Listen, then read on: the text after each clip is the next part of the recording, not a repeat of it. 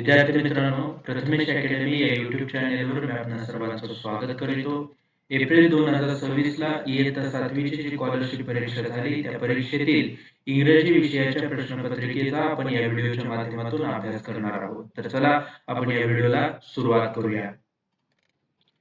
तर बघा, ही तुमची इयत्ता 7वी ची एप्रिल 2026 ची प्रश्नपत्रिका आहे. यातील आपण इंग्रजी विषयाचा अभ्यास करणार आहोत. तर चला आपण सुरुवात करूया. यामध्ये बघा, फर्स्ट क्वेश्चन, पहिला प्रश्न असा आहे, read the dialogue and choose the correct alternative of clock timings related to the underlined word. म्हणजे काय? ह्या प्रश्नामध्ये असं म्हटलेलं आहे की तुम्हाला जो खाली डायलॉग दिलेला आहे तो डायलॉग वाचायचा आहे आणि वेळेच्या संदर्भात जो योग्य पर्याय आहे तो योग्य तुम्ही पर्याय अंडरलाईन केलेल्या शब्दासाठी निवडायचा आहे. तर काय आहे डायलॉग? बघा, mother, Meenu, oh Meenu, are you still sleeping? It's already 6:45. Meenu, I know. Just a minute, I will come. बघा, ह्या डायलॉग मध्ये अंडरलाईन केलेला वर्ड काय आहे? 6:45. मग या 6:45 म्हणजे काय ते पर्याय मधून तुम्हाला निवडायचं आहे. मदर काय म्हणते? तर मीनूला, अजून इतक्या वेळ तू का झोपतेस? ऑलरेडी 6:45 इतकी वेळ झालेली आहे.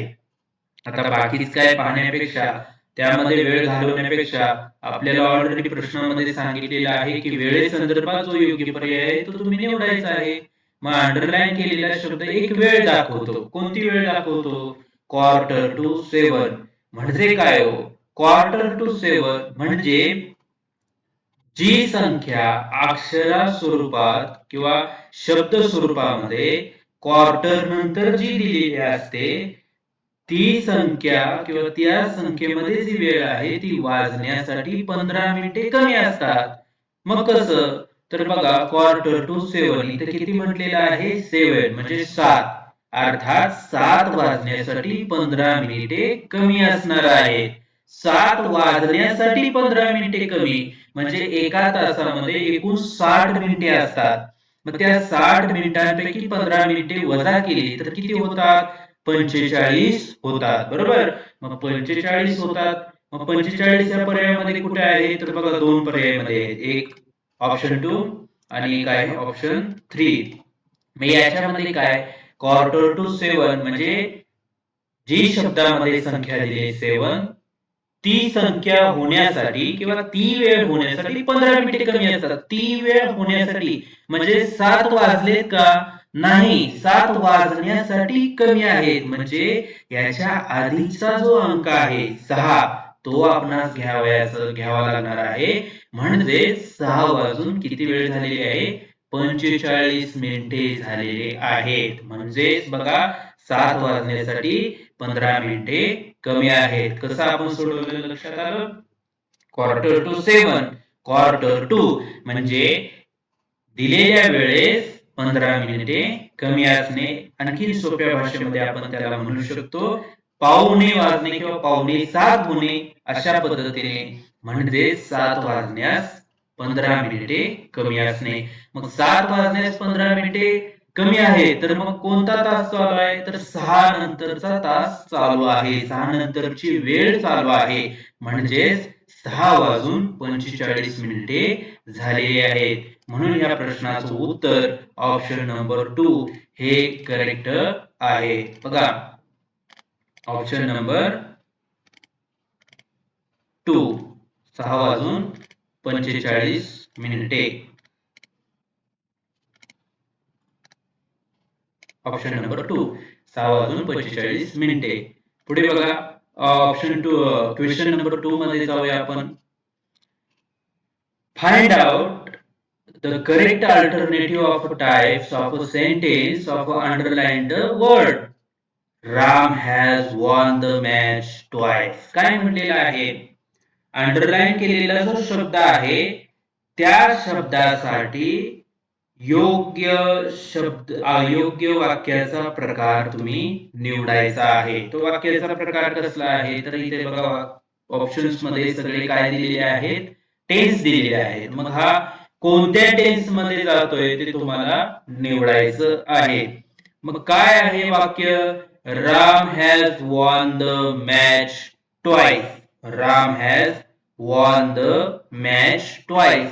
या वाक्याचा अर्थ काय होतो? तर बघा, रामने 2 वेळा सामना जिंकला. हॅज वॉन म्हणजे रामने 2 वेळा सामना काय केलेला आहे? जिंकलेला आहे.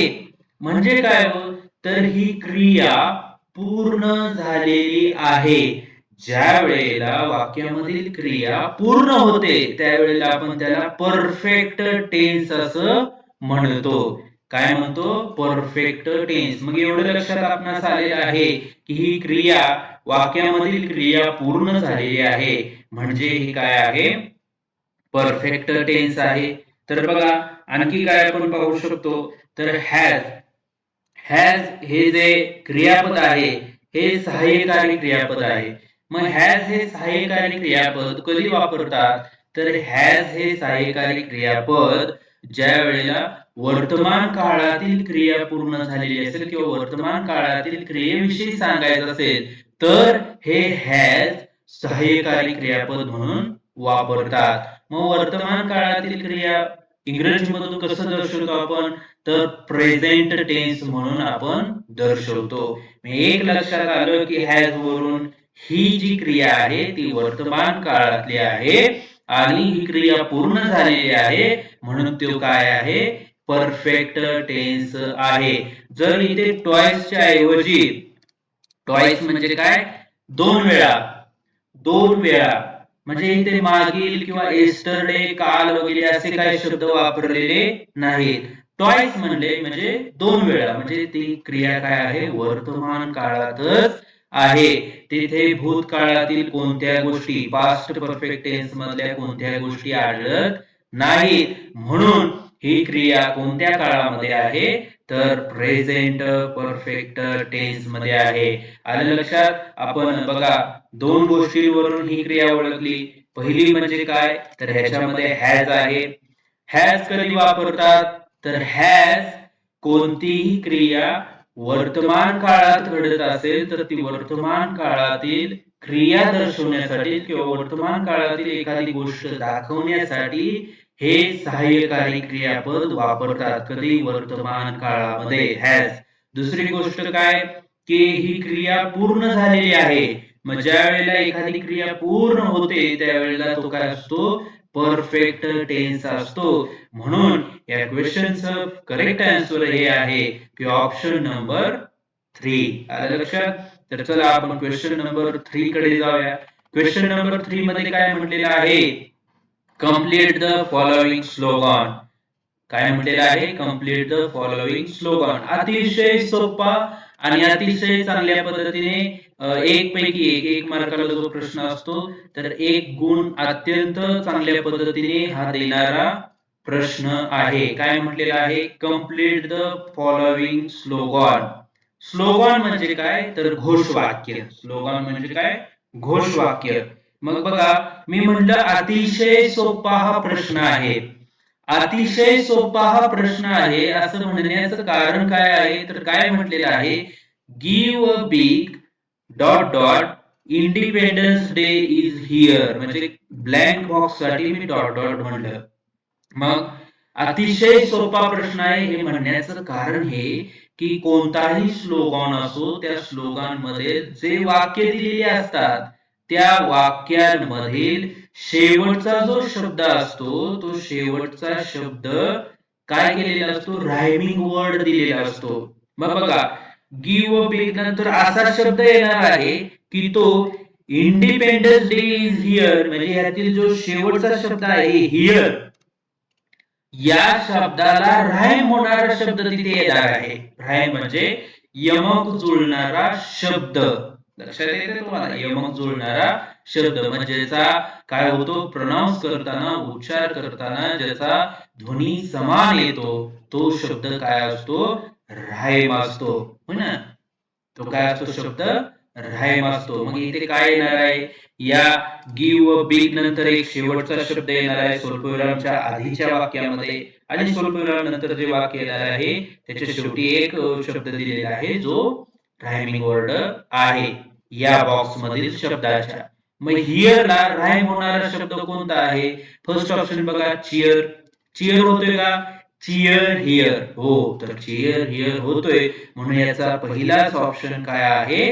बरोबर आहे. मग हा स्लोगन कंप्लीट कसा होणार? Give a big cheer, independence day is here. झालं, संपलं. म्हणून हा सोपा आहे. यासाठी त्याचा अर्थ पाहण्याची गरज भासत नाही, किंवा जास्त वेळ हा प्रश्न आपला घेऊ शकत नाही. कारण आपणास हे जर माहित असलं की याच्यामध्ये रायमिंग वर्ड येतोय, तर मग आपल्याला लगेच ते सोडवता येतंय. तरी पण आपण या प्रश्नाचा किंवा या वाक्याचा अर्थ बघूया. तुम्हाला काय म्हटलेलं आहे? हे घोष वाक्य पूर्ण करा. Give a big cheer, independence day is here. म्हणजे आनंद उत्सव करा, कारण आज काय आहे? स्वतंत्रता दिवस येथे आहे. ते काय आहे? स्वतंत्रता दिवस आहे. मग स्वतंत्रता दिवसामध्ये शाऊट करतो का आपण? शाऊट म्हणजे काय? मोठा आवाज किंवा ओरडणे. ओरडतात का? नाही. हँड हँड जर घेतला आपण तर बघा, हिअरला काय होत नाही, तो राईम होत नाही. क्राऊड म्हणजे गर्दी. गर्दीचा आणि ह्या स्लोगानचा काही संबंध येत नाही. समजलं? तर याचं उत्तर आहे ऑप्शन नंबर 1. आपण क्वेश्चन नंबर 4 कडे जाऊया. बघा, question number 4. Which part of speech the word next belongs to in the given sentence? म्हणजे काय हो? तर नेक्स्ट हा जो शब्द आहे, हा शब्द कोणता शब्दांच्या प्रकारातील प्रकार दर्शवतो? पार्ट्स ऑफ स्पीच म्हणजे शब्दांचे प्रकार किंवा शब्दांच्या जाती. म्हणजे शब्दांच्या जातीमधील नेक्स्ट हा शब्द जो दिलेला आहे या वाक्यामध्ये, त्या वाक्यामध्ये दिलेला हा शब्द कोणता प्रकार दर्शवतो, तो तुम्हाला शोधायचा आहे. Find the correct option. योग्य पर्याय तुम्हाला शोधायचा आहे. थोडक्यात मी परत एकदा सांगतो, हा जो शब्द आहे नेक्स्ट, तो कोणत्या प्रकारामध्ये, पार्ट्स ऑफ स्पीच मध्ये मोडतोय ते तुम्हाला लिहायचं आहे. तर वाक्य काय आहे हे आपण पाहूया. तर बघा वाक्य काय आहे? वाक्य आहे, Srishti was sitting next to Yasmin. पहिला याचा अर्थ आपणाला समजला पाहिजे. सृष्टी वॉज सिटिंग म्हणजे काय? सृष्टी बसलेली होती. कुठे बसलेली होती? नेक्स्ट टू यास्मिन म्हणजे यास्मिनच्या नंतर सृष्टी बसलेली होती.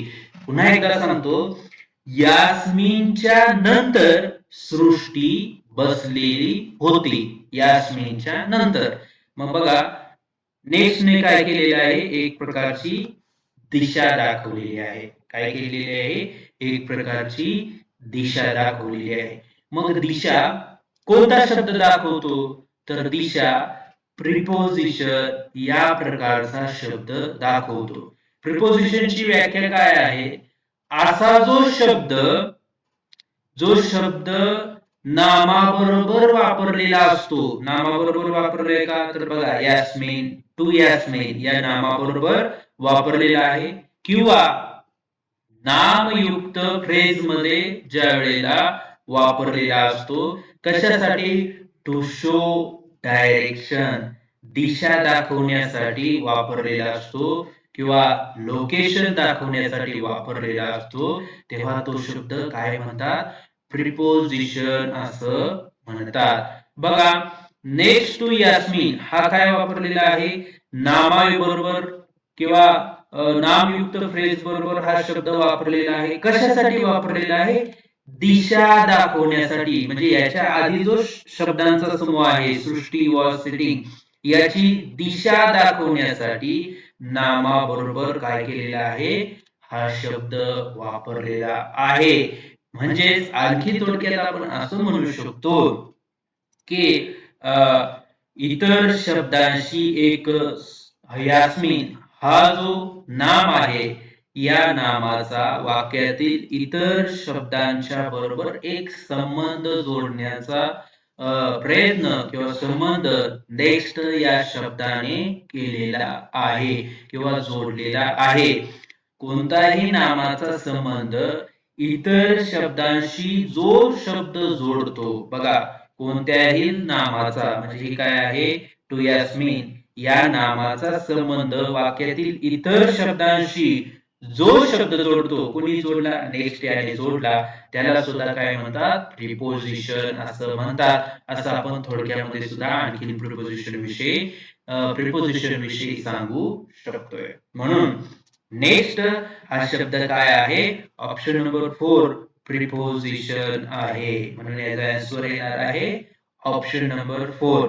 बघा, बाकीचे ऑप्शन्स आपण चेक करूया. ऍडजेक्टिव्ह म्हणजे काय, विशेषण. विशेषण कधी येतं, विशेषण नामाविषयी विशेष माहिती देण्यासाठी किंवा त्याचा मीनिंग मॉडिफाय करण्यासाठी तो विशेषण येतो. मग नेक्स्ट म्हणजे ह्या नामाविषयी काय अधिक माहिती किंवा विशेष माहिती असं काय देतोय का, नाही. मग काय करतोय, ऍडजेक्टिव्ह हे शब्द येणार नाही. नाव, तो नाव आहे का, नाव म्हणजे काय, नाव. नेक्स्ट हा नाम आहे का, नाही. ऍडवर्ब कशाला म्हणतात, तर ऍडवर्ब म्हणजे जो शब्द क्रियापदाची किंवा व्हर्बची किंवा ऍडजेक्टिव्ह विशेषणाविषयी अधिक माहिती देतो. विशेषणाविषयी किंवा क्रियापदाविषयी अधिक माहिती जो शब्द देतो तो काय असतो, ऍडवर्ब असतो. मग बघा, ह्याच्यामध्ये व्हर्ब काय आहे, क्रियापद काय आहे, सिटिंग हे मेन व्हर्ब आहे आणि वॉज हे काय आहे, सहाय्यकारी क्रियापद आहे किंवा हेल्पिंग व्हर्ब आपण त्याला म्हणू शकतो. तो काय आहे, हेल्पिंग व्हर्ब आहे. याच्याविषयी अधिक माहिती दिली का, नाही.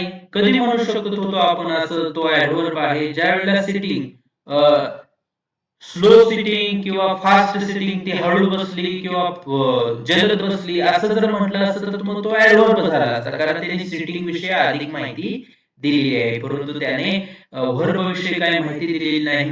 त्याचबरोबर ऍडजेक्टिव्ह विषयी काय माहिती दिली का, या वाक्यामध्ये ऍडजेक्टिव्हच नाही, त्यामुळे ऍडवर्ब सुद्धा येणार नाही, नाव सुद्धा येणार नाही आणि विशेषण ऍडजेक्टिव्ह सुद्धा येणार नाही. म्हणून option number 4 is only one and one. Option number 4 preposition हेच करेक्ट आणि योग्य उत्तर आहे. क्वेश्चन नंबर 5 कडे आपण जाऊया. क्वेश्चन नंबर 5 काय म्हटलेलं आहे, complete the sentence using correct form of verb in a past continuous tense and choose the correct option.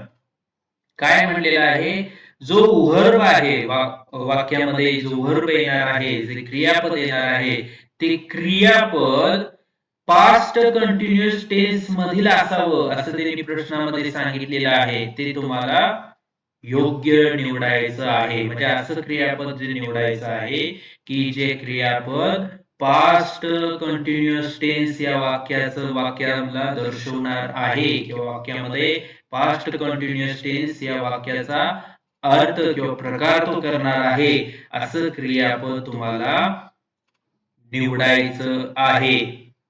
मग काय येणार आहे, तर बघा, हा डायलॉग आपण वाचूया. Teacher who was looking after you, म्हणजे तुझी काळजी कोण घेतं. स्टुडंट काय म्हणतो, my grandmother dot dot dot me. म्हणजे इथं एक असं वाक्य येणार आहे किंवा असं क्रियापद येणार आहे की ते क्रियापदाचा आपण उपयोग केल्यानंतर हे संपूर्ण वाक्य कशामध्ये जाणार आहे, पास्ट कंटिन्युअस टेन्स मध्ये जाणार आहे.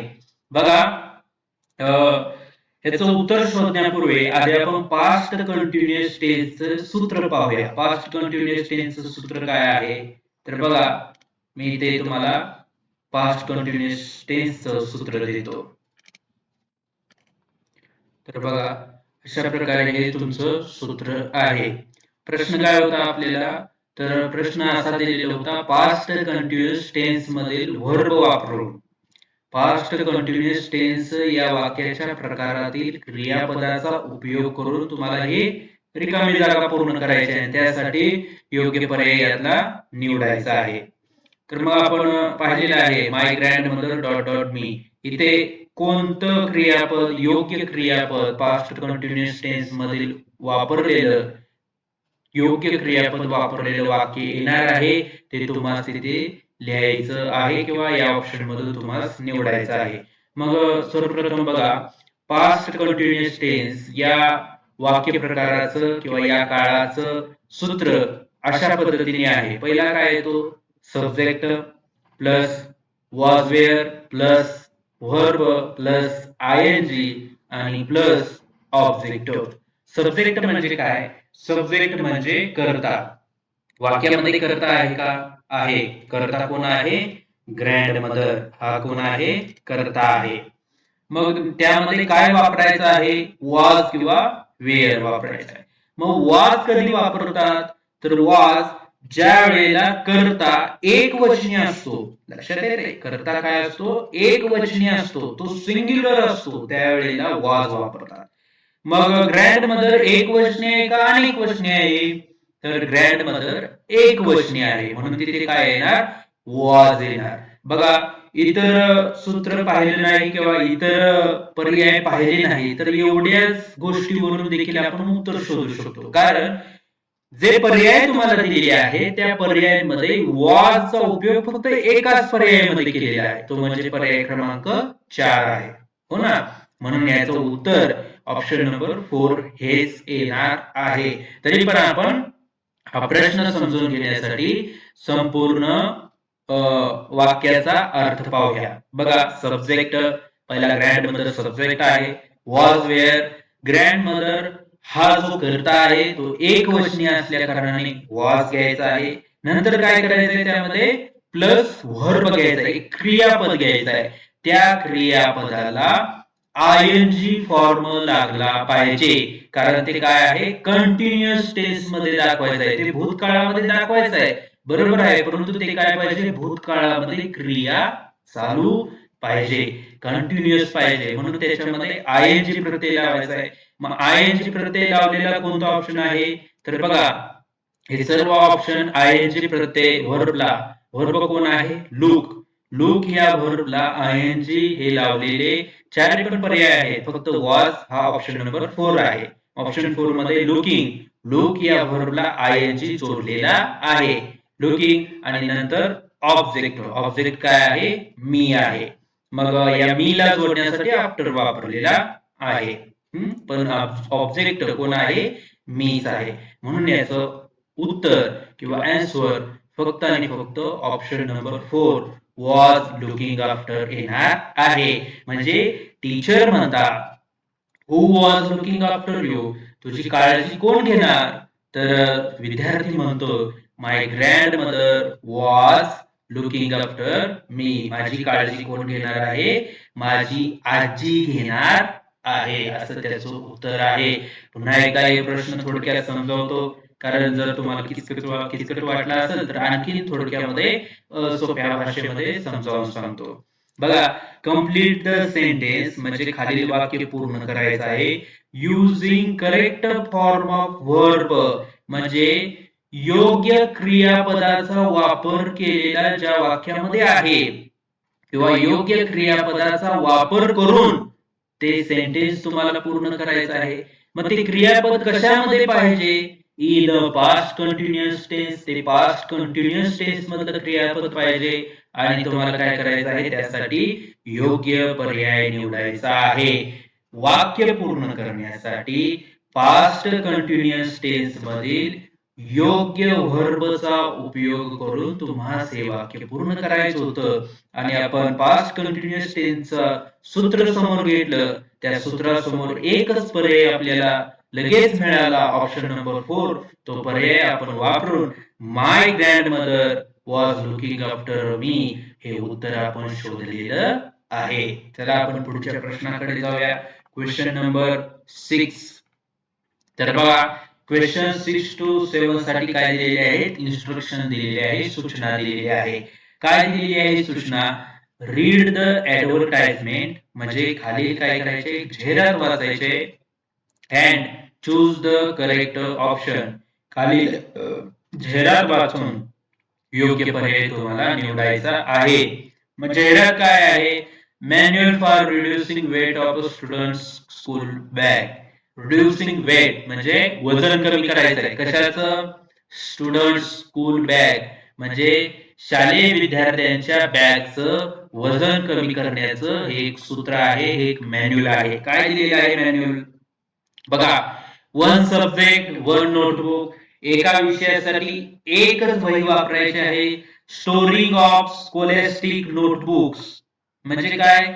जे शाळेमध्येच उपयोगात येणार आहेत अशाच वह्यांचा संग्रह किंवा अशाच वह्या बॅग मध्ये तुम्हाला ठेवायच्या आहेत, त्या स्टोअर करायच्या आहेत. लाईट वेट बाउंड कव्हर्स म्हणजे तुमचे जे वह्या किंवा पुस्तकं आहेत किंवा वह्या आहेत त्यांचं कव्हर कसं पाहिजे? लाईट वेट पाहिजे, म्हणजे हलक्या वजनाचं पाहिजे. ऑर्गनाइज अँड सेपरेट म्हणजे त्याची व्यवस्था, ऑर्गनाइज ते व्यवस्थित केलं पाहिजे, आणि सेपरेट म्हणजे सुटसुटीत वेगळ्या पद्धतीने व्यवस्थित ते बॅग मध्ये ठेवलं पाहिजे. या गोष्टींचा उपयोग केल्यानंतर दप्तराचं ओझं नक्कीच कमी होणार आहे. मग बघा, हे ऍडव्हर्टाइज आपण वाचली. आता या ऍडव्हर्टाइज वर क्वेश्चन 6 अँड 7 हे तुम्हाला प्रश्न विचारलेले आहेत. मग क्वेश्चन नंबर 6 कडे या. The above advertisement manual is for म्हणजे काय? द अबोव म्हणजे वरील, ऍडव्हर्टाइजमेंट म्हणजे वरील जाहिरात, मॅन्युअल इज फॉर म्हणजे वरील जाहिरातीतील जी सूत्र आहे ते यासाठी आहे. म्हणजे कशासाठी आहे? फॉर यासाठी आहे. मग ते कशासाठी आहे ते तुम्हाला लिहायचं आहे. बरोबर आहे ना? The above advertisement manual is for dot dot dot. वरीलची जाहिरात यासाठी आहे. कशासाठी आहे? बघा, ऑप्शन नंबर 4 कडे आपण जाऊया. तर विद्यार्थी मित्रांनो, option first, showing text book म्हणजे वरील जाहिरात यासाठी आहे. तर शोविंग टेक्स्ट बुक साठी आहे का? म्हणजे पुस्तके दाखवण्यासाठी आहे का? तर ऑप्शन नंबर 1 नाही. कारण का? तर वरील जाहिरात कशासाठी दाखवलेली आहे? दप्तरातील वजन कमी करण्यासाठी. ऑप्शन 2 कडे जाऊया. प्रेझेंटिंग नोटबुक्स म्हणजे वह्या दाखवण्यासाठी. तर ऑप्शन 2 पण नाही. Option 3, reducing weight of student school bag म्हणजे विद्यार्थ्यांच्या शाळेच्या दप्तराचं वजन कमी करण्यासाठी वरील जाहिरात आहे. तर हो, यासाठी ही वरील जाहिरात आहे. म्हणून याचं उत्तर येणार आहे answer option number 3, reducing weight of student school bag म्हणजे विद्यार्थ्यांच्या शाळेच्या बॅगचं वजन कमी करण्यासाठी. तरी पण ऑप्शन 4 बघा, ऍडव्हर्टायझिंग द स्कूल म्हणजे शाळेची जाहिरात केली का? नाही, याच्यामध्ये शाळेची जाहिरात केलेली नाही. ऑप्शन सॉरी, क्वेश्चन नंबर 7 कडे येऊया आपण. बघा, how was the covers of a school bag shown in the advertisement म्हणजे शाळेच्या बॅग मधील जे कव्हर्स आहेत किंवा शाळेच्या बॅगचं कव्हर म्हणजे त्यातून त्यांना हे सांगायचं आहे की शाळेच्या बॅग मधील ज्या वस्तू आहेत, वह्या आहेत, पुस्तकं आहेत, त्याचे जे कव्हर्स आहेत ते जाहिरातीप्रमाणे किंवा जाहिरातीत दाखवल्याप्रमाणे शोन इन द ऍडव्हर्टाइजमेंट कसे असावेत, हाऊ वॉज कसे होते किंवा कसे असावेत. तर बघा, व्हेरी थिन प्लॅस्टिक कव्हर्स म्हणजे काय? खूप जाड प्लॅस्टिकचे कव्हर्स असावेत असं म्हणले का? तर नाही. Option number 2, light weight bound covers. तर बघा, तिथे इथं सांगितलेलं आहे, काय म्हटलेलं आहे? लाईट वेट बाउंड कव्हर्स म्हणजे हलक्या वजनाचे ते कव्हर्स असावेत असंच तिथे सांगितलेलं आहे. म्हणून याचं उत्तर आन्सर ऑप्शन नंबर 4 येणार आहे. वॉटरप्रूफ कव्हर्स म्हणजे पाण्यामध्ये टिकणारे कव्हर्स असावेत का असं सांगितले? नाही. ऑप्शन 4 मध्ये थिक कॉटन कव्हर्स म्हणजे जाड कॉटनचे कव्हर्स असावेत असं म्हणलेलं आहे का? तर असं देखील नाही. म्हणून याचं ऑप्शन सॉरी याचं आन्सर फक्त आणि फक्त ऑप्शन नंबर 2 आहे. How was the covers of the school bag म्हणजे कशा प्रकारे शाळेच्या बॅगचे कव्हर्स असावेत शोन इन द ऍडव्हर्टाइजमेंट, जाहिरातीमध्ये दाखवल्याप्रमाणे. मी प्रश्नाचे किंवा वाक्याचे तुकडे तुकडे करून सांगतो, अर्धे अर्धे सांगतोय कारण तुम्हाला ते समजावे. म्हणून या संपूर्ण प्रश्नाचा असा अर्थ होतोय, जाहिरातीत दाखवल्याप्रमाणे शाळेच्या बॅगचे कव्हर्स कसे होते, वाज म्हणलेला आहे ना, म्हणून मी तिथे होते म्हणतोय. कसे होते तर लाईट वेट बाउंड कव्हर्स, ते कसे असावेत, हलक्या वजनाचे कव्हर्स असावे. तर बघा क्वेश्चन नंबर 8 कडे आपण येतोय. काय म्हटलेलं आहे, choose the correct opposite word from the given options for the underlined word.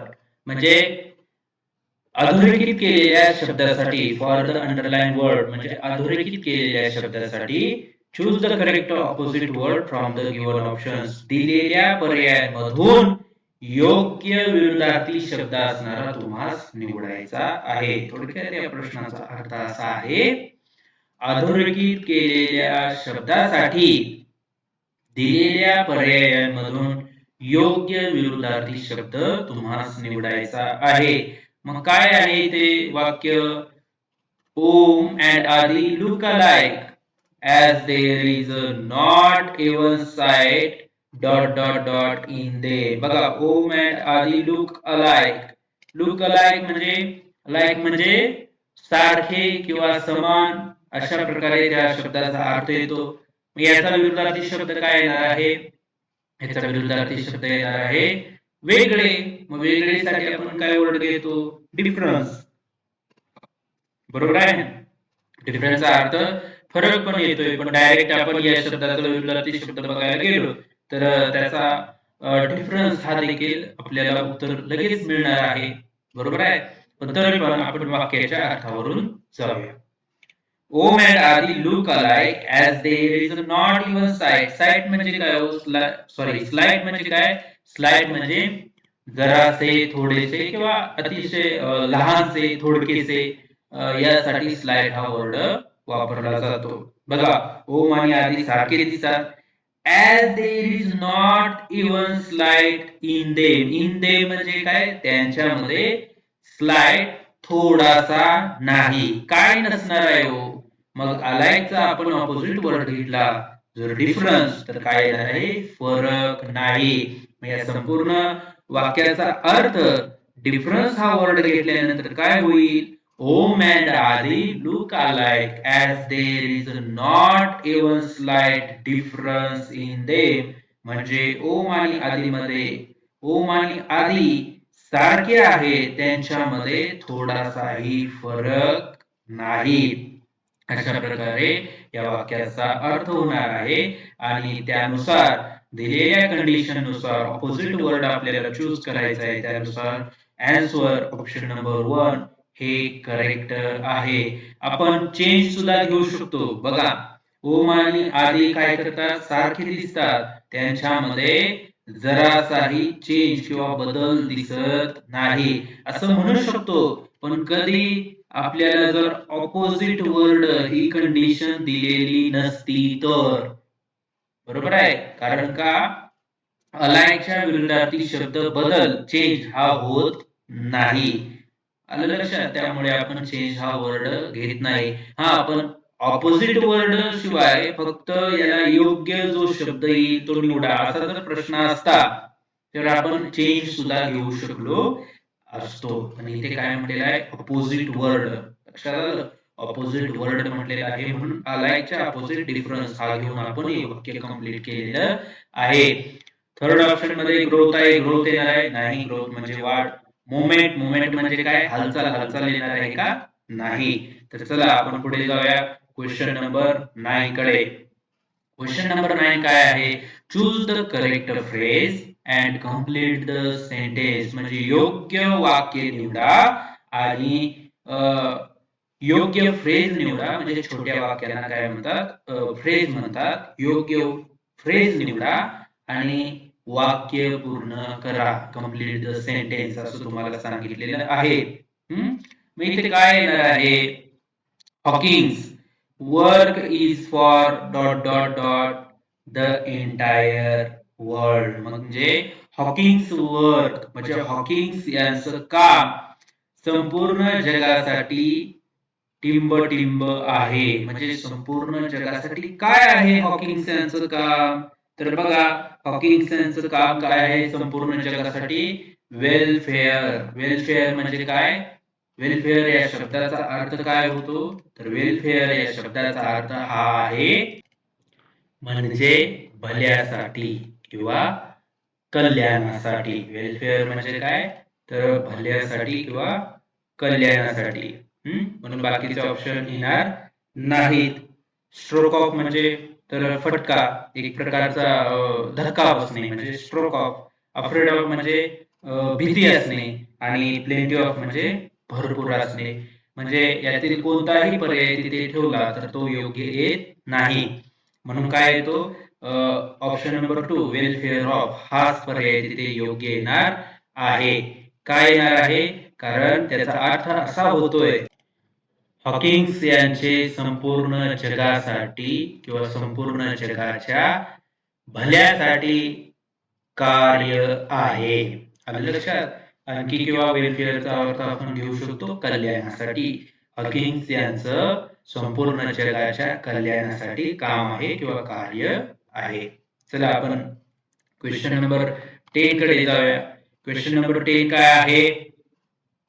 Choose the correct option and complete the sentence. म्हणजे योग्य पर्याय निवडा आणि वाक्य पूर्ण करा. काय आहे वाक्य? My little sister takes too much time for eating her food. बघा, माय लिटल सिस्टर जे माझी छोटी बहीण टेक्स घेते, काय घेते? टू मच टाइम म्हणजे खूप वेळ घेते. फॉर कशासाठी घेते? इटिंग हर फूड तिचे अन्न किंवा तिचं खाणं खाण्यासाठी. बघा, माझी छोटी बहीण तिचं खाणं खाण्यासाठी खूप वेळ घेते. टू मच टाइम घेते. शी इज मग ती आहे, मग ती काय असणार आहे? Brave as a lion. Option 1 मध्ये काय म्हटलेलं आहे? As brave as a lion. Brave म्हणजे काय हो? धाडशी. म्हणजे ते वाघासारखी धाडशी आहे. बघा, वाघासारखी धाडशी आहे म्हणून ते खाण्यासाठी खूप वेळ घेणार आहे का? याचा काही संबंध जुळत नाही. ऑप्शन 2 बघा, ॲज स्ट्रॉंग ॲज ऑक्स. म्हणजे ती बैलासारखी. ऑक्स म्हणजे काय? तर बैल. ती बैलासारखी मजबूत आहे असं येणार आहे का? नाही. ऑप्शन 3 बघा, ॲज स्लो ॲज स्नेल. स्नेल म्हणजे काय? गायगुली. बघा, छोटी गायगुली असते बघा, एक प्राणी असतो, अतिशय स्लोली जातो, तो चिकट असतो. त्या प्राण्याला स्नेल म्हणतात. मग त्या स्नेल सारखी ती हळू आहे हे येणार आहे का? तर नक्कीच येणार आहे. कारण का? ती अन्न संपवायला, तिचं खाणं संपवायला खूप वेळ घेते. म्हणजे ती हळूहळू खाते. म्हणून तिला काय येणार आहे? As a slow as a snail. म्हणून या क्वेश्चनचं आन्सर येणार आहे ऑप्शन नंबर 3. ऑप्शन 4 बघितलं, ॲज बिझी ॲज अ बी. म्हणजे बी म्हणजे काय? मधमाशी. मधमाशीचं जे पोळं असतं ना, त्याची माशीला बी म्हणतात. म्हणजे ती माशी कशी असते? ती सतत तिचं अन्न एकत्र करण्यासाठी किंवा गोळा करण्यासाठी ती व्यस्त असते. म्हणून ते माशीसारखी बिझी आहे का? नाही. तर ऑप्शन 4 पण येणार नाही. Option 3 is only one correct. हेच आणि हेच फक्त पर्याय हा योग्य आहे. As slow as a snail. तर बघा, क्वेश्चन नंबर 11 आणि 12 साठी म्हणजे 11 आणि 12व्या प्रश्नासाठी तुम्हाला सूचना आहे. काय आहे? Read the passage and choose the correct option. म्हणजे खाली जो दिलेला पॅराग्राफ आहे, पॅसेज आहे, तो तुम्हाला वाचायचा आहे आणि त्या खालील प्रश्न म्हणजे 11व्या 12व्या या प्रश्नांची उत्तरे तुम्हाला द्यायची आहे. तर काय म्हटलेलं आहे? द प्रूवर्ब. प्रूवर्ब म्हणजे काय? तर प्रूवर्ब म्हणजे म्हण. मराठीमध्ये जशा म्हणी असतात तशा प्रकारे म्हण. म्हण यासाठी प्रूवर्ब या शब्दाचा उपयोग केला जातो. मग प्रूवर्ब काय आहे? A sound mind in a sound body. म्हणजे साऊंड बॉडीमध्ये, बॉडी म्हणजे साऊंड शरीरामध्ये काय असतं? साऊंड माइंड असतं. म्हणजे चांगली बुद्धिमत्ता असते. मग याचा अर्थ काय आहे? या म्हणीचा अर्थ काय आहे? तर बघा, पुढील पॅसेज आपण वाचल्यानंतर हा संपूर्ण पॅसेज वाचल्यानंतर आपल्याला लक्षात येईल. बघा याचा अर्थ सुद्धा इथेच दिलेला आहे.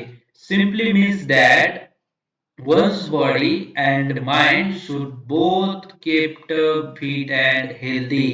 बघा म्हणजे त्यांनी त्याचं साधं उदाहरण किंवा साधा अर्थ असा दिलेला आहे. एकाचं शरीर कसं पाहिजे, ते हेल्दी पाहिजे, फिट अँड हेल्दी पाहिजे आणि त्याचं मन किंवा त्याची बुद्धी सुद्धा फिट अँड हेल्दी, मजबूत आणि आरोग्यमय असायला हवं. म्हणजे थोडक्यात या म्हणीचा अर्थ असा आहे, काय आहे? A sound mind in a sound body, म्हणजे आरोग्यमय शरीरामध्ये, इन अ साऊंड बॉडी म्हणजे आरोग्यमय शरीरामध्ये आरोग्यमय बुद्धिमत्ता किंवा आरोग्यमय मन असतं, असं या म्हणीचा अर्थ आहे. बघा पुढे या पॅसेज काय सांगतो?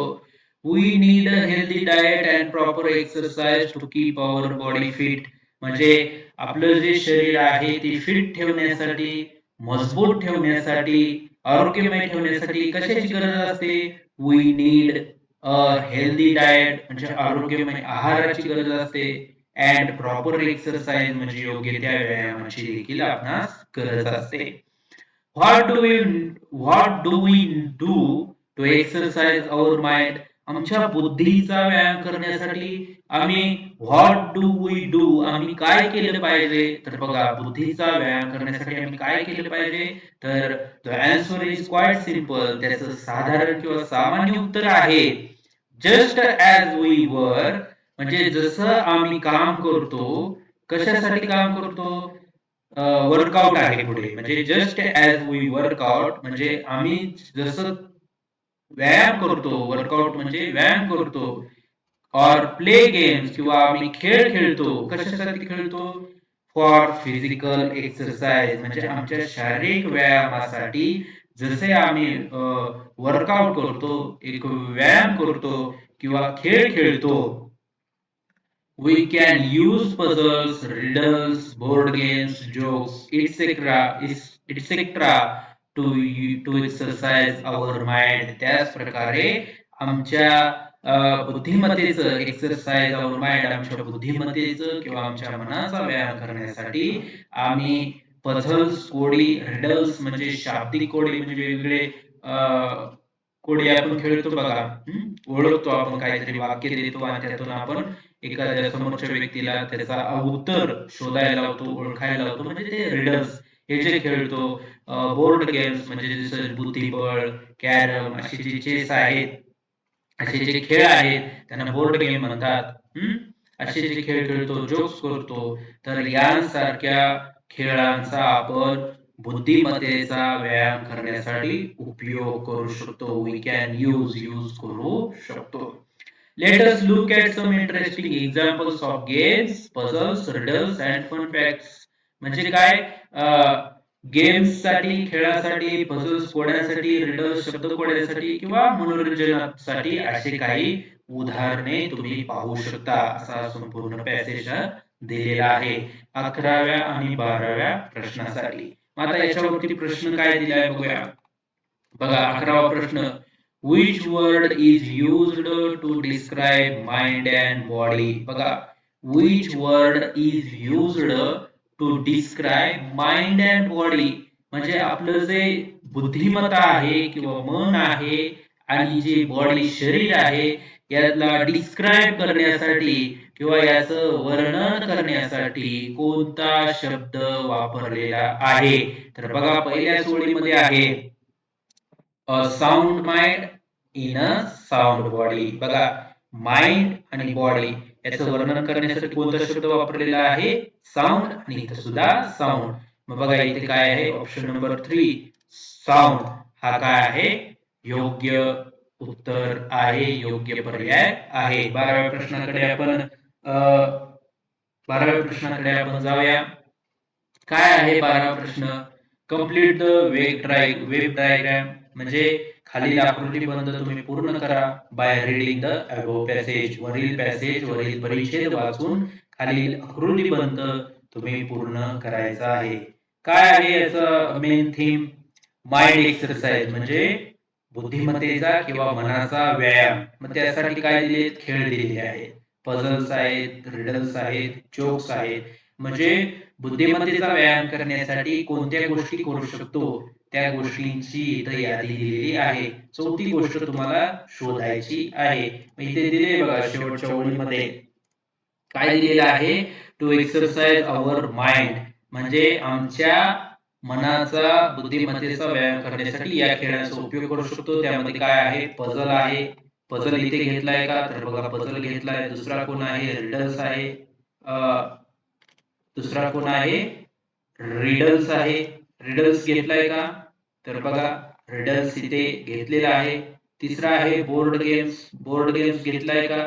तर बघा बोर्ड गेम्स इथे घेतलेले नाही, म्हणून ऑप्शन नंबर 1 मध्ये दिलाय बघा बोर्ड गेम्स, म्हणून याचं उत्तर येणार आहे ऑप्शन नंबर 1 बोर्ड गेम्स. हा जो जोक्स आहे तो जोक्स देखील इथे आहे आणि तो इथला इथे घेतलेला आहे. आपण क्वेश्चन नंबर 13 कडे जाऊया. क्वेश्चन नंबर 13 काय आहे बघा? Complete the sentence with correct punctuation mark. योग्य विराम चिन्हाचा उपयोग करून तुम्ही काय करायचं आहे? खालील वाक्य पूर्ण करायचा आहे. योग्य विराम चिन्हाचा तुम्ही उपयोग करायचा आहे, पंक्च्युएशन मार्क. मग काय येतं? What a beautiful picture it is. What a beautiful picture it is म्हणजे काय हो? हे वाक्याचा अर्थ काय होतो? काय सुंदर किंवा किती सुंदर हे चित्र आहे, किती सुंदर हे दृश्य आहे. मग ही जी गोष्ट आहे हे वाक्य व्यक्ती कधी बोलतो? आश्चर्यातून बोलतो, हो ना? किती सुंदर आहे. What a beautiful picture it is. हे किती सुंदर चित्र आहे. म्हणजे काय? मनातील भावना शब्दामध्ये व्यक्त केलेल्या आहे. ज्या वेळेला एखाद्या व्यक्तीच्या मनातील भावना आश्चर्यकारक दृष्टीने बाहेर येतात, जसं कसं ओ माय गॉड किंवा काय म्हणतो आपण हुर्रे, आपण जिंकल्यानंतर म्हणतो तसं, आश्चर्यकारक भावना ज्या वेळेला व्यक्तीच्या मनातल्या त्या मुखावाटे बाहेर येतात त्यावेळेला त्या वाक्यांच्या पुढे एक्सक्लामेटरी मार्कचा उपयोग केला जातो. म्हणजे काय? उद्गारवाचक चिन्हाचा उपयोग केला जातो. इथे आहे बघा ऑप्शन नंबर 4 मध्ये उद्गारवाचक चिन्ह. मग हे व्यक्तीच्या मनातील उद्गार आहेत. What a beautiful picture it is, म्हणून याच्या पुढे करेक्ट पंक्च्युएशन मार्क कोण येणार आहे? ऑप्शन नंबर 4 हे उद्गारवाचक चिन्ह येणार आहे. क्वेश्चन नंबर 14 कडे जाऊया आपण. बघा क्वेश्चन नंबर 14 टू 16 साठी काय दिलेलं आहे? पॅसेज दिलेला आहे. काय दिलेला आहे तो आपण वाचायचा आहे आणि तो वाचून क्वेश्चन 14 आणि 16 म्हणजे तीन प्रश्नांसाठी हा पॅसेज दिलाय. 14, 15, 16 या तीन प्रश्नांची उत्तरे हा पॅसेज वाचून आपण सोडवायची आहेत. बघा इथे इन्स्ट्रक्शन दिलेली आहे, सूचना दिलेली आहे. Read the passage and choose the correct option. चला आपण passage वाचूया. Mahatma Gandhi was one of the greatest leaders of the world. Mahatma Gandhi was म्हणजे महात्मा गांधी होते, काय होते?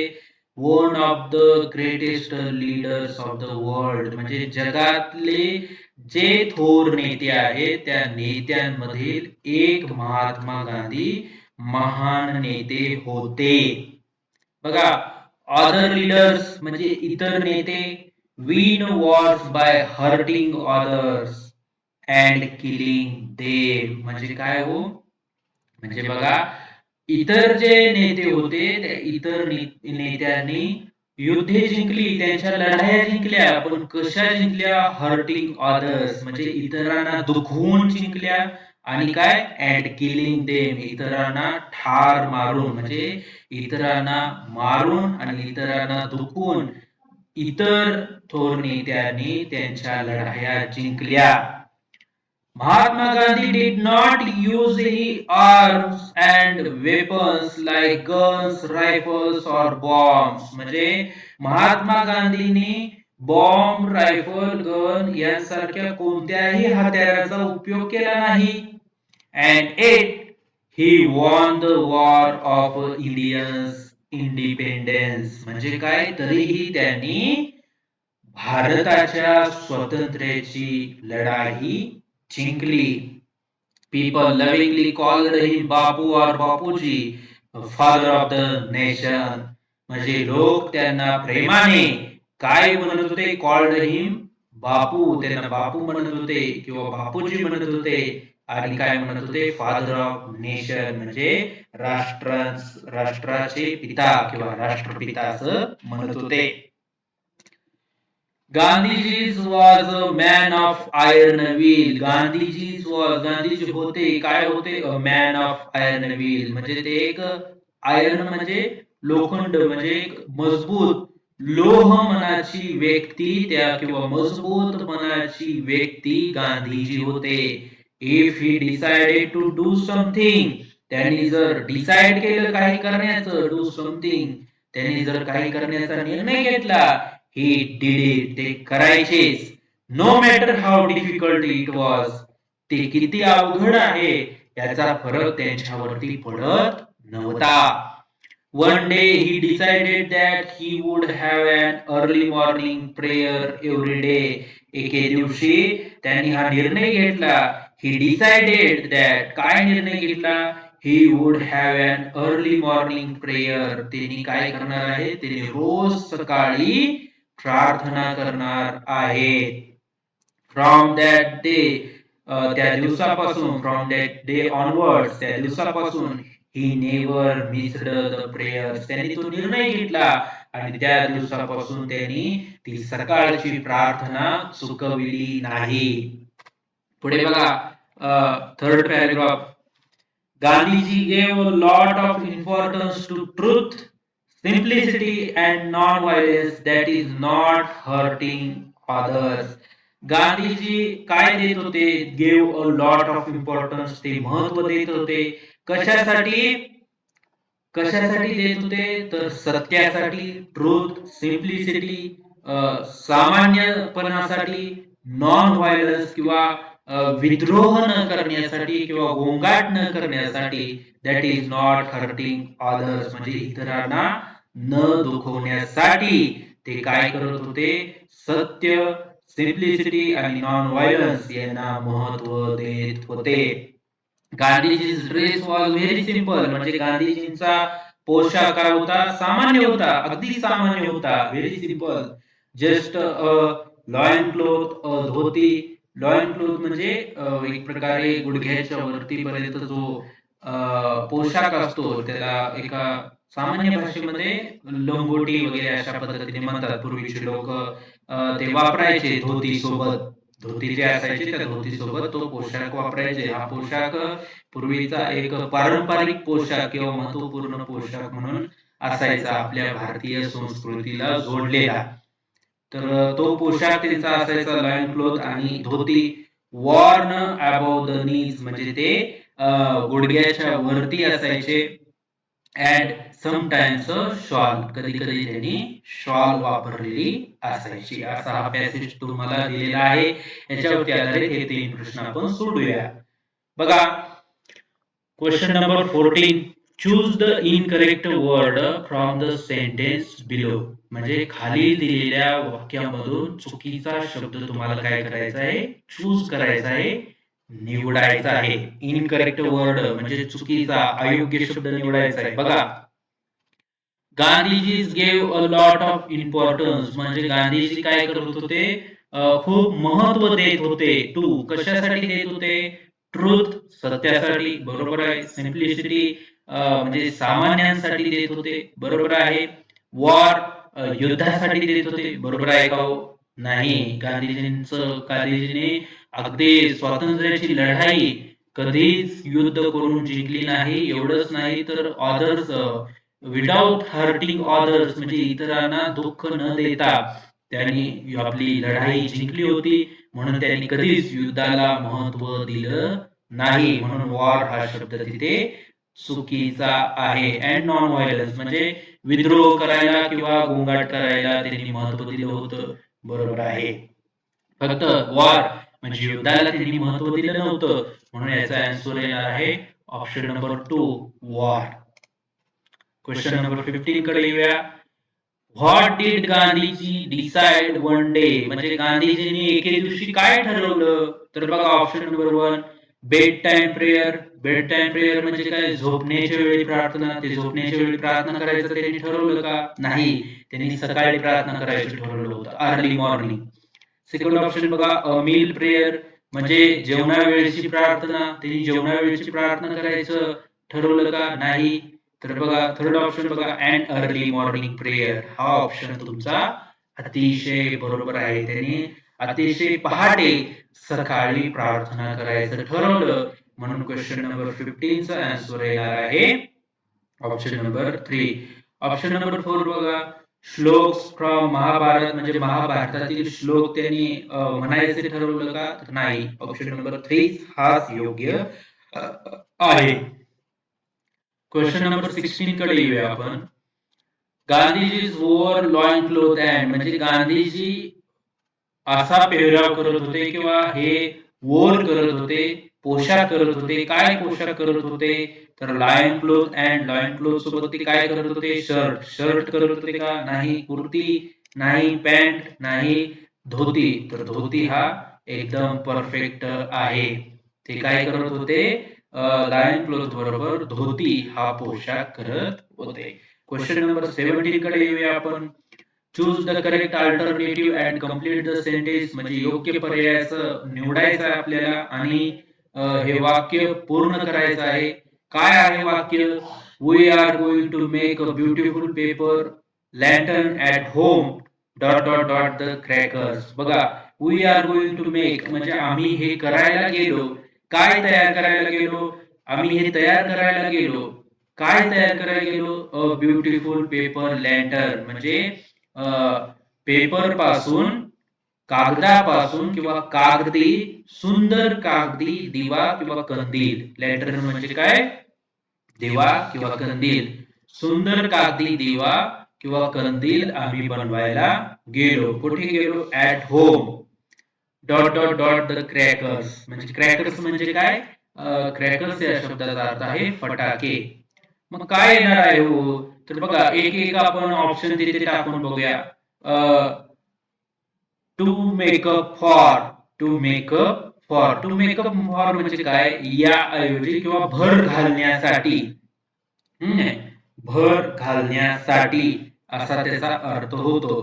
मग काय येईल? To we are going to make a beautiful paper lantern at home to make a for the crackers म्हणजे फटाक्यांची. To make a for the crackers याचा अर्थ काय होतो? फटाक्यांची भर घालण्यासाठी आम्ही कागदी कंदील बनवायला घरी गेलो. हे येणार आहे का? तर येस, ऑप्शन नंबर 1 हा काय आहे? करेक्ट आहे. हा बरोबर आहे. का बरोबर आहे हो? तर फटाक्यांची भर घालण्यासाठी म्हणजे काय? त्यांनी फटाके उडवायचे बंद केले असणार आहेत आणि त्यासाठी त्यांनी काय केलं? ते फटाक्यांऐवजी फटाक्यांची भर घालण्यासाठी we are going to make a beautiful paper lantern आम्ही सुंदर कागदी कंदील बनवण्यासाठी घरी गेलो. हेच ऑप्शन तिथं परफेक्ट येणार आहे. तरी पण बाकीचे ऑप्शन्स आपण चेक करूया. टू लुक्स फॉर म्हणजे आम्ही फटाके पाहण्यासाठी कंदील बनवले असं होणार आहे का? नाही होत. कारण त्याला काय अर्थ सुद्धा राहणार नाही. To find for the crackers फटाके शोधण्यासाठी आम्ही बनवले याचा तर काहीच अर्थ राहत नाही. इन सर्च म्हणजे इन सर्च म्हणजे काय? शोधण्यासाठी म्हणजे फटाके शोधण्यासाठी आम्ही कागदी कंदील बनवले असं येणार आहेत का? तर नाही. म्हणून only one, option 1 is correct. तो परफेक्ट आहे. To make a for the crackers म्हणजे फटाक्यांची भर घालण्यासाठी फटाके उडवायचे त्यांनी बंद केलेले असणार आहेत. त्यामुळे त्याची भर घालण्यासाठी त्यांनी सुंदर कागदी कंदील बनवण्यासाठी ते घरी गेले. हे वाक्य अगदी बरोबर आहे आणि याला ऑप्शन नंबर 1 हाच जुळतोय आणि ऑप्शन नंबर 1 हाच योग्य आहे. आपण क्वेश्चन नंबर 18 कडे जाऊया. क्वेश्चन नंबर 18 कडे या बघू. Find out two names of days from the following grid and choose the correct option. From the following grid म्हणजे जे खाली इथे दिलेलं जे ग्रीड आहे, ज्या चौकटींचा जो तक्ता आहे, या ग्रीड मधून फाइंड आउट टू नेम्स तुम्हाला दोन अशी नावे शोधायची आहेत जी की डेज असणार आहेत, ते दिवस असणार आहेत किंवा दिवसांची ती नावे तुम्हाला शोधायची आहेत. बघा, 2 दिवसांची नावे तुम्हाला या दिलेल्या ग्रेड मधून शोधायची आहेत, जे की दिलेल्या पर्यायामध्ये आहेत. आणि चूज करेक्ट ऑप्शन या पर्यायामध्ये जे दिलेले आहेत ते योग्य पर्याय तुम्हाला निवडायचा आहे. मग पर्यायावरून आपण चेक करूया. फर्स्ट ऑप्शन बघा, संडे फ्रायडे. संडे फ्रायडे हा एक आहे याच्यामध्ये. बघा बरं, संडे आणि फ्रायडे. बघा इथे संडे आहे, बरोबर आहे. फ्रायडे आहे का? तर याच्यामध्ये फ्रायडे नाही, त्यामुळे ऑप्शन 1 येणार नाही. सॅटरडे फ्रायडे, तर बघा आपल्याला पहिल्या ऑप्शन वरून कळाले की फ्रायडे नाही, त्यामुळे सॅटरडे हा सुद्धा ऑप्शन आपण घेऊ शकणार नाही. संडे सोबत जो ऑप्शन दुसरा दिवस असणार आहे, दुसऱ्या दिवसाचा जो ऑप्शन असणार आहे तोच आपल्याला इथे घ्यावा लागणार आहे. आलं लक्षात? म्हणजे काय की पहिल्या ऑप्शन मध्ये संडे आहे परंतु फ्रायडे नाही, पण आपण घेऊ शकत नाही कारण का तिथे फक्त संडे आहे, फ्रायडे नाही. संडे बरोबर दुसरा सुद्धा असा शब्द घ्यायला लागणार आहे की तो या ग्रेड मध्ये असणार आहे. त्यामुळे ऑप्शन 1 नाही आणि ऑप्शन 2 तर नाहीच, कारण जरी सॅटरडे असला तरी फ्रायडे हा नाही, आपण ऑप्शन 1 वरून पाहिलेलं आहे. थर्ड ऑप्शन बघा, मंडे संडे. संडे आहे, बरोबर आहे. मंडे आहे का बघा बरं. मंडे, तर बघा अशा प्रकारे उभ्या स्वरूपात MO MONDAY असं तिरप्या स्वरूपामध्ये मंडे आहे, म्हणून काय येणार आहे, ऑप्शन 3 इज करेक्ट येणार आहे. संडे ट्यूसडे आहे का? संडे आहे परंतु ट्यूसडे याच्यामध्ये आहे का? तर ट्यूसडे याच्यामध्ये नाही, म्हणून ऑप्शन 3 इज परफेक्ट किंवा करेक्ट आहे, तो योग्य आहे. लक्षात? चला पुढे जाऊया. Question number 19. Choose the correct answer of the following riddle. म्हणजे खाली दिलेल्या शब्दकोड्यांचं योग्य उत्तर तुम्हाला निवडायचं आहे. काय म्हणलेलं आहे? I ring when it's time to start or end. मी काय होतो? आय एम रिंग म्हणजे मी वाजतो कधी?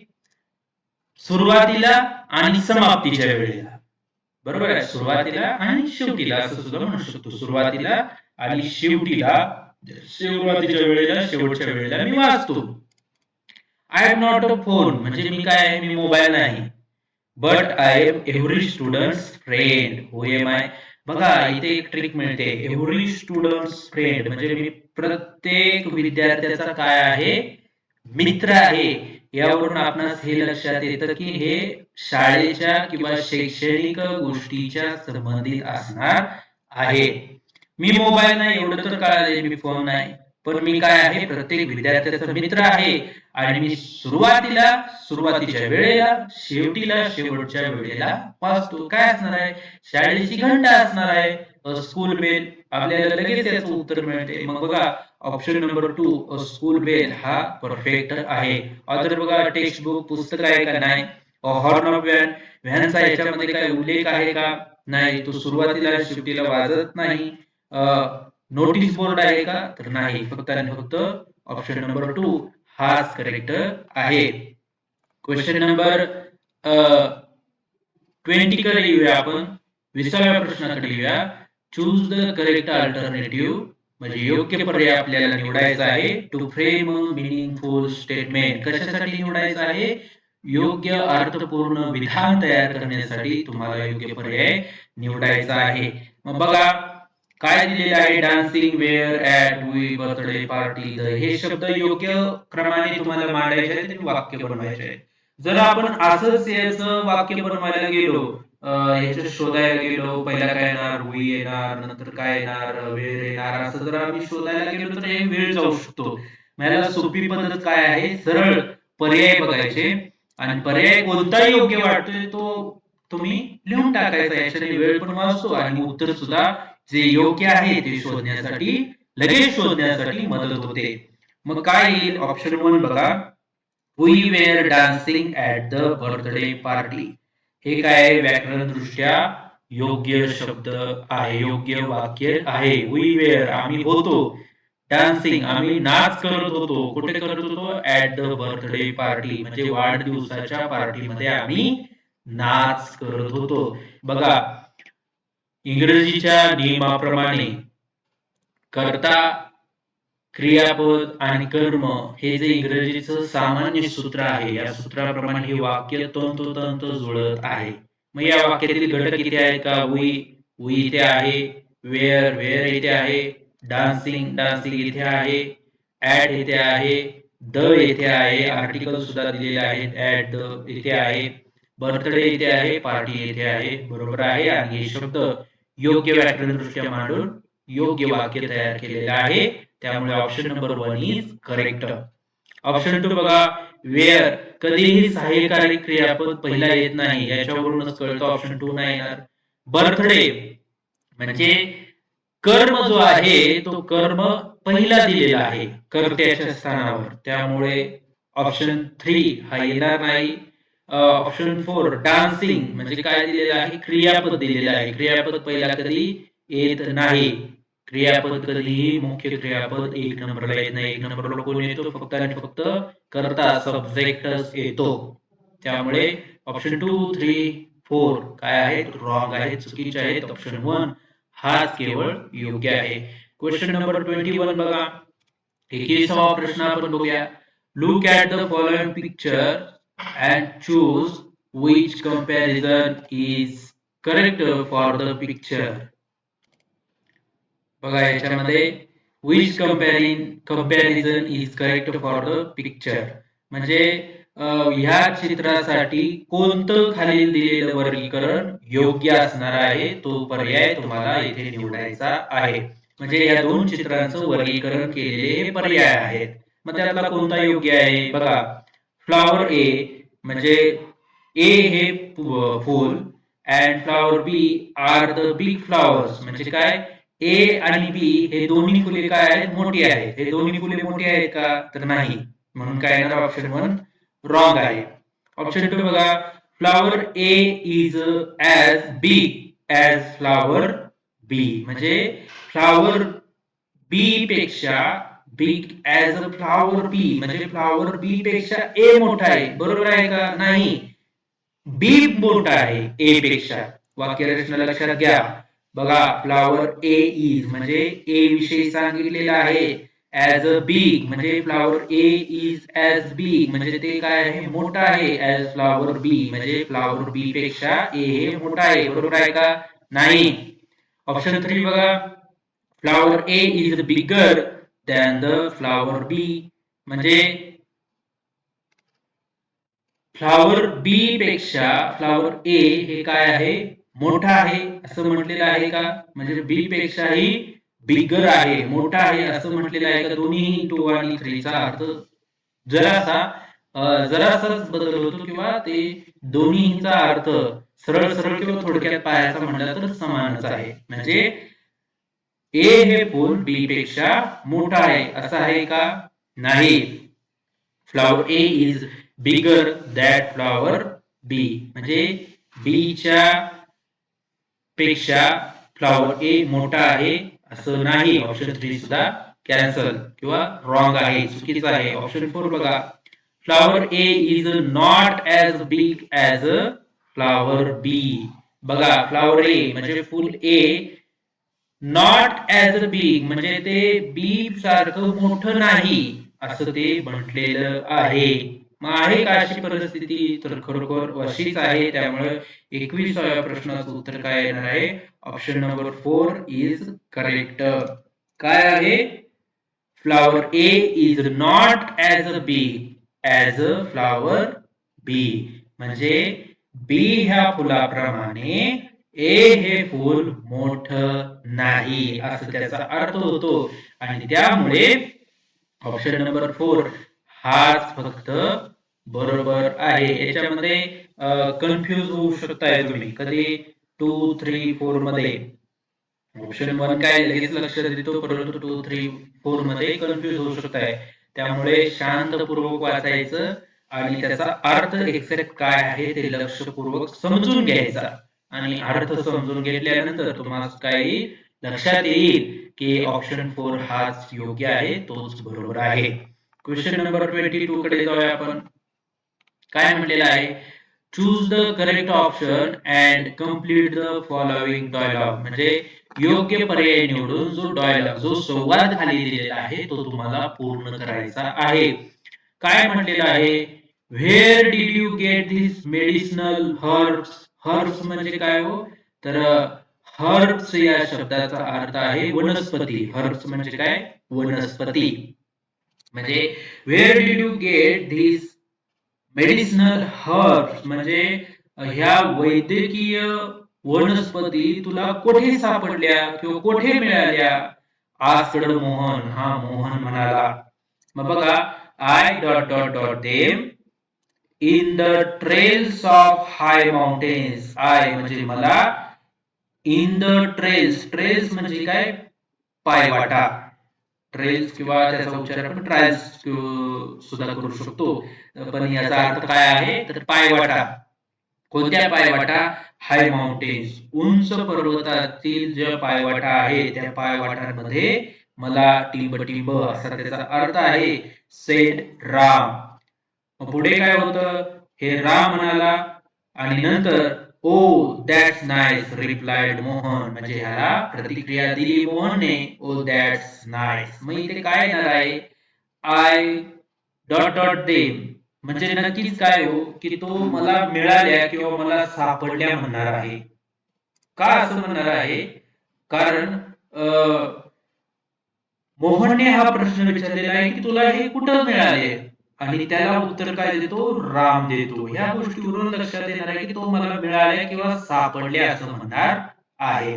मग बघा ऑप्शन 1 केप्ट तिथे ठेवला तर नक्कीच हे येणार आहे आय केप्ट देम किंवा मी त्यांना ठेवलं असा त्याचा अर्थ होतो.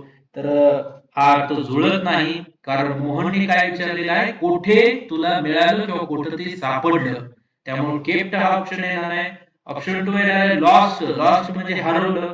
हरवल्याविषयी विचारले का? नाही, मोहनने विचारले कुठे मिळालं.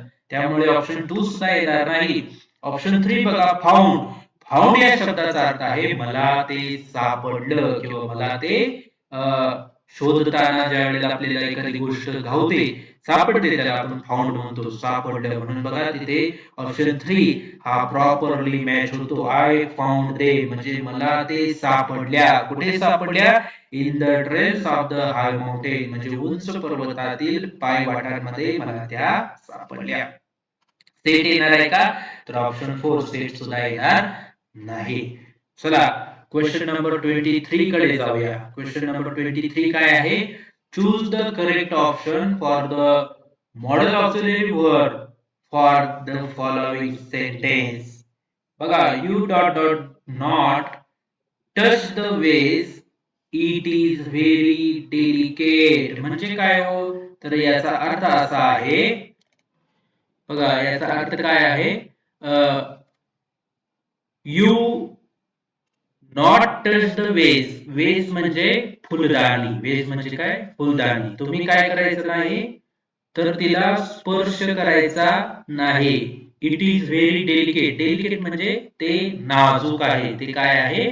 नाजूक आहे. मग याच्यासाठी काय करायचं आहे तुम्हाला? Choose the correct option. योग्य पर्याय निवडायचा आहे. कशासाठी? For the modal auxiliary verb. Verb म्हणजे काय आपल्याला माहिती आहे? क्रियापद. मॉडेल ऑक्सिलरी वर्ब म्हणजे काय? भाववाचक क्रियापद. म्हणजे अशी जी क्रिया की त्याच्यातून काय समजणार आहे? भाव समजणार आहे. असं क्रियापद तुम्हाला निवडायचं आहे फॉर द फॉलोइंग सेंटेन्स, खालील वाक्यासाठी. मग काय येणार आहे? तर त्याच्यासाठी करेक्ट ऑप्शन हा आहे मस्ट. मस्ट म्हणजे काय? तर मस्ट कधी वापरतात? मस्ट ज्या वेळेला अतिशय रोधक स्वरूपामध्ये किंवा हेच किंवा तेच, याच म्हणजे अशीच, हीच म्हणजे कन्फर्मली तीच गोष्ट जर आपल्याला सांगायची असेल तर आपण मस्ट या शब्दाचा उपयोग करतो. यू मस्ट नॉट टच म्हणजे त्याला स्पर्श करायचाच नाही. काय तर त्याला स्पर्श करायचाच नाही, कारण ते काय आहे? It is very delicate. ते नाजूक आहे असं तिथे म्हटलेलं आहे. त्यामुळे ऑप्शन 2 हाच पूर्णपणे योग्य आहे. ऑप्शन 1 बघा, मे. मे म्हणजे काय? शक्यता. यू मे नॉट टच म्हणजे तुम्ही स्पर्श करू शकत नाही असं म्हटलेलं आहे का? तर नाही, कारण का पुढे म्हटलेलं आहे इट इज व्हेरी डेलिकेट, ते नाजूक आहे म्हणून त्याला शक्यता देणार नाही. कॅन कॅन एक प्रकारची क्षमता असणारी शक्यता दर्शवतो, तो सुद्धा येणार नाही. विल म्हणजे भविष्यातील कृती किंवा विल म्हणजे एक इच्छा तिथे दर्शवली जाते, मग तो शब्द येणार आहे का? तर तो सुद्धा येणार नाही. चला आपण क्वेश्चन नंबर 24 कडे जाऊया. 24 काय म्हटलेलं आहे? Complete the sentence using correct alternative म्हणजे योग्य पर्याय वापरून तुम्ही काय करायचं आहे? करेक्ट योग्य पर्याय वापरून हे वाक्य तुम्ही पूर्ण करायचं आहे. डायरेक्ट स्पीच, डायरेक्ट स्पीच काय दिलेलं आहे? डायरेक्ट आणि इनडायरेक्ट स्पीच वरती हा प्रश्न आहे. डायरेक्ट स्पीच काय आहे? Ram said to Renu I am happy. रामने रेणूला सांगितलं आय एम हॅपी. रामने रेणूला काय सांगितलं? I am happy. I am happy. आणि इनडायरेक्ट स्पीच काय आहे? Ram said to Renu he dot dot dot. इथं वाक्य काय येणार आहे ते तुम्हाला या ऑप्शन मधून निवडायचं आहे. एक लक्षात घ्या, ज्या वेळेला आपण डायरेक्ट स्पीच इनडायरेक्ट स्पीच करतो आणि डायरेक्ट मध्ये ते जे वाक्य वर्तमान काळात असेल तर ते आपण इनडायरेक्ट करताना भूतकाळामध्ये त्याचं रूपांतर करतो. भूतकाळ म्हणजे काय? होऊन गेलेला काळ. Ram said to Renu I am happy म्हणजे हे काय आहे? वर्तमान काळातील वाक्य आहे. रामने काय केलं? रेणूला सांगितलं आय एम हॅपी, मी आनंदित आहे. मग याचं भूतकाळात करायचं आहे. राम सेड टू रेणू ही, मग याचं उत्तर काय येणार आहे क्वेश्चन नंबर 24 च?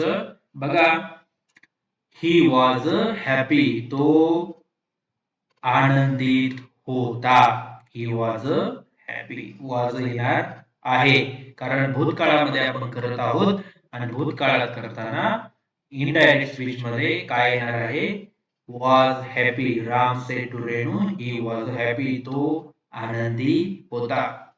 ऑप्शन 2 बघा, हॅव हॅपी म्हणजे तो आनंदित असतो असं होणार आहे का? नाही. हॅड हॅपी होणार आहे का? नाही. एम हॅपी होणार आहे का? नाही.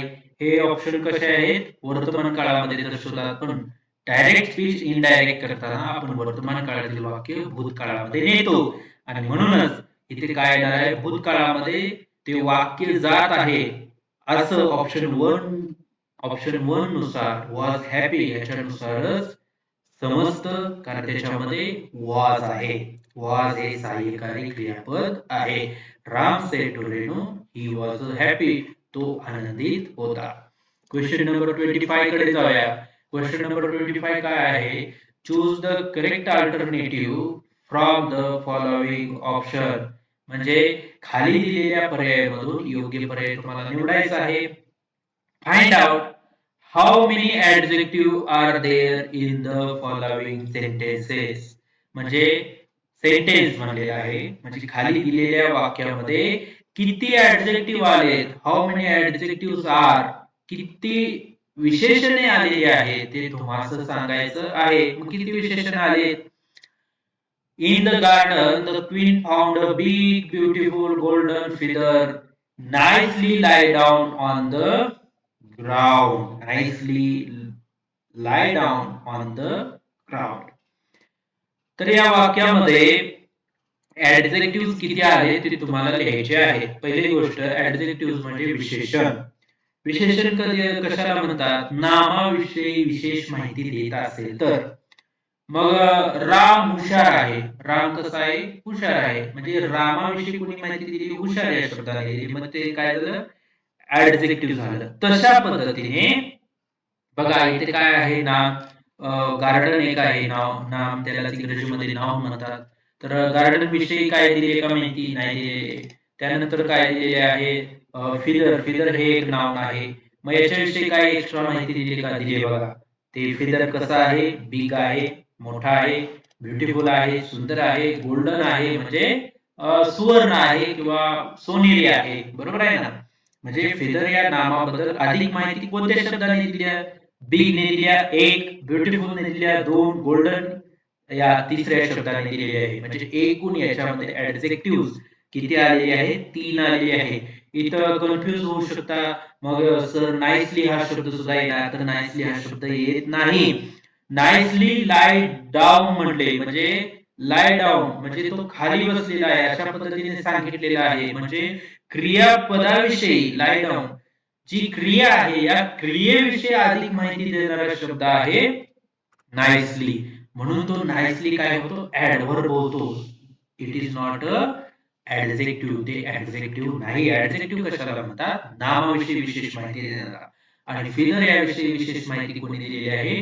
बिग, ब्युटिफुल, गोल्डन या 3 शब्दांनी दिलेली आहे. म्हणून या 25व्या प्रश्नाचं उत्तर येणार आहे ऑप्शन नंबर 4 3. किती आलेले आहे त्याच्यामध्ये? ऍडजेक्टिव्ह 3 आलेले आहे. Big, beautiful, golden. अशा प्रकारे एप्रिल 2026 मधील जी स्कॉलरशिपची परीक्षा झाली त्या परीक्षेतील इंग्रजी विषयाची जी प्रश्नपत्रिका आहे त्याचा आपण अभ्यास या व्हिडिओच्या माध्यमातून केलेला आहे. तुम्हाला जर हा व्हिडिओ आवडला असेल, समजला असेल तर नक्कीच चॅनल सबस्क्राईब करा. अशाच नवनवीन कंटेंट या चॅनलवर येत राहतील.